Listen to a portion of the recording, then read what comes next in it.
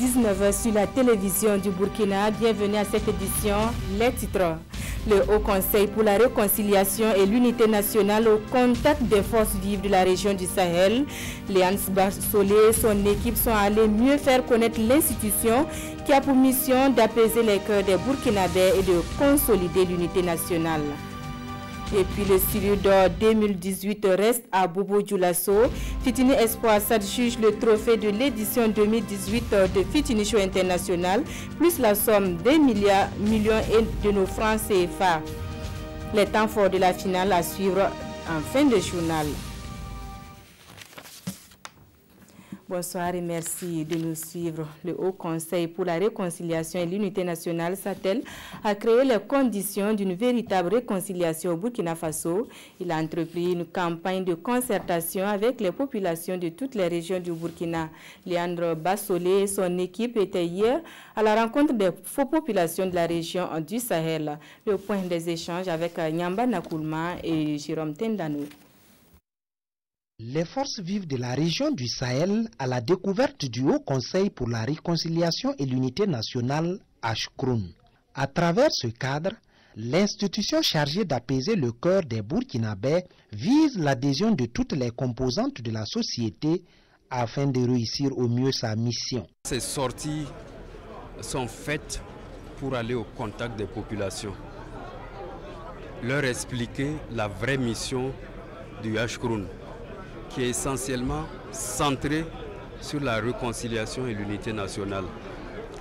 Partager ce message avec eux, faire en sorte que ces populations et nous parlions le même langage, que lorsqu'il s'agit de réconciliation nationale, nous ayons la même compréhension, nous sachions ensemble où nous voulons aller. L'unité nationale et la cohésion sociale comme gage de paix et de stabilité pour un développement durable, c'est aussi la conviction des participants à cet atelier de change. Le mieux vivre ensemble, c'est donc l'affaire de tous. Il n'y a pas mieux indiqué que les collectivités qui ont besoin de cette réconciliation pour pouvoir dérouler les différents programmes. Quelles que soient les ressources financières dont vous disposez, tant qu'en interne, il y a des dissensions et que les gens se regardent en chaîne de faïence, vous ne pouvez absolument rien poser comme acte au profit de ces populations.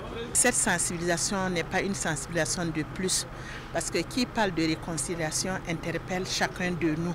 C'est-à-dire tant qu'il y a la paix, tant qu'il y a la mésentente et il y a un processus de réconciliation, le développement s'en suivra. Donc moi j'ai trouvé quand même que le Ashkroun, s'il n'existait pas, il fallait quand même le créer. Cette sortie terrain du Ashkroun à Dori entre dans le cadre de la mise en œuvre d'une large campagne de concertation afin d'enclencher le processus de réconciliation nationale. Il bénéficie de l'appui financier du PNUD. Diapaga revoit son plan communal de développement. La rédaction du document a pris 7 mois. Il se veut être en phase avec les défis du moment et surtout avec le référentiel de développement au Burkina. Le nouveau plan communal de développement a un budget estimé à 4 milliards de nos francs. Des précisions avec Aimé Douamba et Mahamadi Ouedraogo.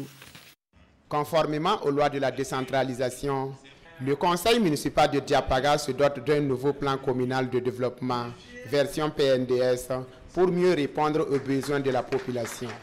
Élaboré par une commission ad hoc forte de 43 membres, ce document stratégique de planification communale couvre une période de 5 ans. Le diagnostic a été présenté conformément aux différents secteurs de planification définis par le PNDS. Et également dans le PCD lui-même, l'arrimage est également évident à l'intérieur, tout ce qui est objectif stratégique poursuivi et effet attendu du PNDS. Il y a vraiment ce lien qui a pu être fait. Au niveau de la budgétisation quinquennale de ce plan-là, 49% va à l'endroit des infrastructures sociales de base et 39% au secteur de production et les 12 autres à la gouvernance locale.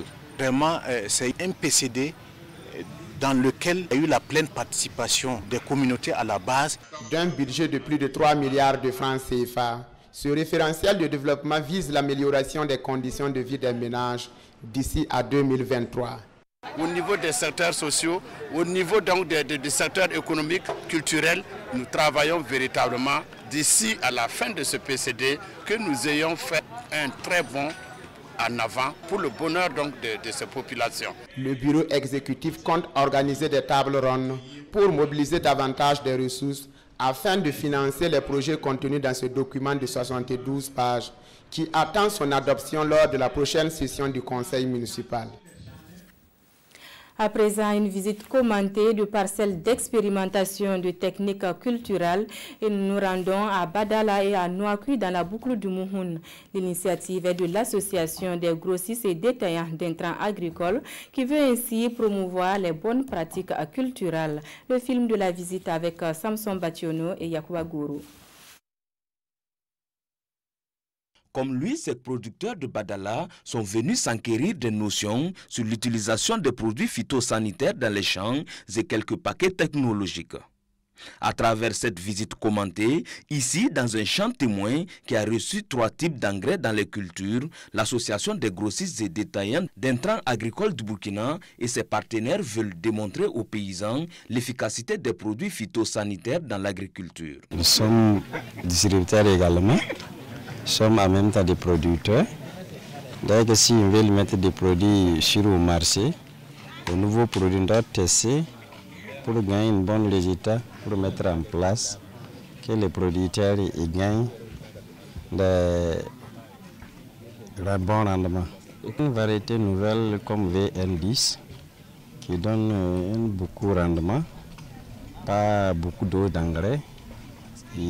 L'utilisation, c'est la même chose comme les autres types de maïs, mais le haut rendement par rapport à toutes les variétés, vous voyez sur le champ. Bon, les résultats actuellement, quand tu regardes, c'est très bon. Parce que tous les maïs, c'est en floraison et puis de riz. C'est aussi un cadre de sensibilisation sur l'utilisation convenable de ces produits qui peuvent nuire à la santé. Au sortir des échanges, il est recommandé de partager avec les producteurs toute nouvelle innovation qui permet de booster le rendement agricole. Diverses variétés de semences et des produits phytosanitaires sont aussi exposées.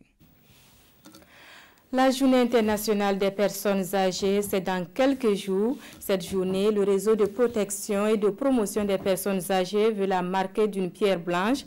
Le temps a été donné au cours d'une conférence de presse. Le compte rendu de Kassoum Milogo, Raina Toubouro et Kadouro Menki. Et de 3. Pour le réseau de protection et de promotion des personnes âgées dans la région des Hauts-Bassins. Après les éditions de 2016 et de 2017, le réseau s'active encore cette année pour marquer d'une pierre blanche la journée du 1er octobre, journée internationale et régionale des personnes âgées. L'édition 2018 de la journée internationale des personnes âgées est célébrée sur le plan régional sous le signe de la protection sociale des personnes âgées, contribution des acteurs institutionnels et communautaires dans la mise en œuvre de la loi 0244/2016 AN. Ce thème se justifie à travers la nécessité de l'application des dispositions de la loi portant protection et promotion des droits des personnes âgées. Le réseau de protection et de promotion des personnes âgées dans la région des Hauts-Bassins se donne pour leitmotiv la recherche d'un mieux-être de la personne âgée à travers une mutualisation des ressources des membres du réseau. Vous savez, la vie même, c'est les relations. Et quand il n'y a pas de relations, ben, rien ne va. La région des Hauts-Bassins, à la date d'aujourd'hui au Burkina Faso, est la seule région sur les 13 qui est capable de célébrer la journée internationale des personnes âgées et sur les principes de l'autofinancement ou de l'autosponsoring. En 3 années d'existence, nous avons déjà reçu les lettres de félicitations de Madame la ministre de la Femme, de la Solidarité nationale et de la Famille et de Monsieur le ministre de la Santé. Pour l'édition 2018, le réseau de protection et de promotion des personnes âgées dans la région des Hauts-Bassins prévoit entre autres l'organisation d'un bal des aînés, des jeux de société, d'une marche ou encore des consultations médicales et paramédicales gratuites. Nous restons dans la ville de Sia où des hommes et femmes de médias revisitent les bases du métier du journalisme. Pendant 48 heures, ils ont échangé autour de l'éthique et de la déontologie. L'initiative est de l'Observatoire burkinabé des médias dans le cadre de la mise en œuvre de son plan d'action. Konsun Milogo et Moussa Sano. Des journalistes du Grand Ouest du Burkina, l'école de l'éthique et de la déontologie de leur métier. L'initiative est de l'OBM, l'Observatoire burkinabé des médias. Nous sommes des journalistes, nous sommes des communicateurs, nous devons former, nous devons donner des connaissances aux citoyens. Si c'est trouve que nous-mêmes manquons certains principes, ce n'est pas bon. Donc la présente formation, c'est pour qu'on s'asseye ensemble, échanger, savoir exploiter l'éthique et la déontologie pour que nous répondions aux objectifs qui nous sont assignés, à savoir former, dialoguer, communiquer avec les citoyens burkinabés. Cette formation est le fruit du partenariat entre l'OBM et l'APMO, l'association des professionnels des médias de l'Ouest. Vous savez, l'information, quand elle est mal donnée, elle constitue effectivement, comme certains confrères le disent, une arme de destruction massive. L'information ne se donne pas au hasard. Il faut prendre le temps de la vérifier. Raison pour laquelle on a effectivement fait appel à l'OBM pour venir former les journalistes de l'Ouest sur l'éthique et la déontologie qui constitue en réalité une boussole pour les journalistes. Cette formation dure 48 heures. Elle est la deuxième d'une série d'activités que l'OBM entend organiser cette année au profit des journalistes. Les lauréats du concours 2018 de l'Arcade de l'Excellence sont connus, dédiés aux élèves et étudiants en génie civil et architecture. Ce concours vise à promouvoir les filières techniques. La cérémonie de récompense avec Konsun Koulibaly, Zalissa Sanfou. Ils sont 10 à être primés à cette deuxième édition du concours de l'Arcade de l'Excellence dans le domaine du génie civil et de l'architecture.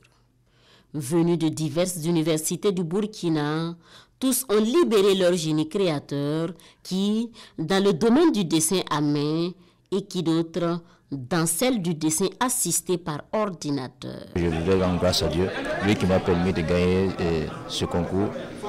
Ce n'était pas évident au tout début, mais aussi avec le courage et l'abnégation. Je ne pensais pas être lauréat ce soir, mais voilà, contre toute entente aussi, voilà. Ça tournait en ma faveur. Pour les organisateurs de ce concours, le domaine du génie civil et de l'architecture revêt une importance capitale dans le développement du pays. Et c'est pour cela, sa valorisation est une nécessité. Dans les domaines qui priment et les maths, la littérature existe. Mais dans le domaine du génie civil et de l'architecture, cela n'existe pas. Nous voulons faire de l'Arcade de l'Excellence le tremplin des futurs bâtisseurs au Burkina. Les partenaires, quant à eux, ont aussi exprimé leur engagement à toujours soutenir les jeunes autour de ce domaine porteur du développement. Le domaine du génie civil, de l'ingénierie en général et de l'architecture au Burkina, c'est quelque chose qui n'est pas encore mieux valorisé. Et à plusieurs reprises, on interpelle les uns et les autres sur la qualité des ouvrages et des infrastructures. Donc je crois que c'est de notre responsabilité. En plus de la catégorie du dessin à la main et celle du dessin assisté par ordinateur, les organisateurs du concours de l'Arcade de l'Excellence dans le domaine du génie civil et de l'architecture prévoient aussi dans les prochaines éditions la conception assistée. Fitini Espoir monte sur la plus haute marche de la 19e édition de Fitini Show International. Le groupe Bobolais s'adjuge donc le silure d'or et la somme d'1,5 million francs CFA. Les temps forts de la finale avec Drissa Traoré et Rachid Sawadogo. C'est fini pour Fitini Show 2018. Et c'est Fitini Espoir de Bobo Dioulasso qui se frotte les mains. Première en catégorie ballet, cette formation bobolaise s'empare du silure d'or et la somme d'1,5 million francs CFA. En tout cas, nous voulons que Fitini Show encore soit plus grand, que les enfants aient plus de talent, que nous puissions en tout cas offrir de tels espaces aux enfants afin que les vacances soient vraiment agréables. Vous avez vu que Fitini Show aujourd'hui a atteint un niveau international avec la participation donc, de la Côte d'Ivoire. Nous sommes totalement satisfaits. Placé sous le thème Stop aux grossesses précoces et non désirées en milieu scolaire, la finale de la 19e édition de Fitini Show a tenu toutes ses promesses. Après les prestations des acteurs des différentes catégories, Le verdict du jury est sans appel. Avec 20,90 points sur 30, Awa Traoré est la reine des Miss. En interprétant Igné de Awa Boussine, Fatoumata Sanou prend la première place en playback. Un très beau spectacle qui prouve que la jeunesse du Burkina Faso a du talent. Et donc nous encourageons l'association Déni des Mers. Nous félicitons cette association et nous disons que le gouvernement va toujours soutenir les bonnes initiatives. Je suis impressionné par la qualité du talent de ces enfants. Je pense que d'un point de vue artistique et culturel, on peut envisager l'avenir avec beaucoup de sérénité. J'espère que, avec l'accompagnement de tous, en tout cas du ministère de la Culture, les 20 ans, ça va être quelque chose de balèze, comme disent les jeunes. L'édition 2018 de Fitness Show est terminée sur de bonnes notes selon le comité d'organisation. Rendez-vous est donc pris du 29 juillet au 23 septembre 2019 pour la 20e édition. Fin de ce journal, merci de votre fidélité au programme de la RTB. Wendata Nathalie Kaoré vous retrouve à 20h pour la grande messe de l'actualité. Bonsoir.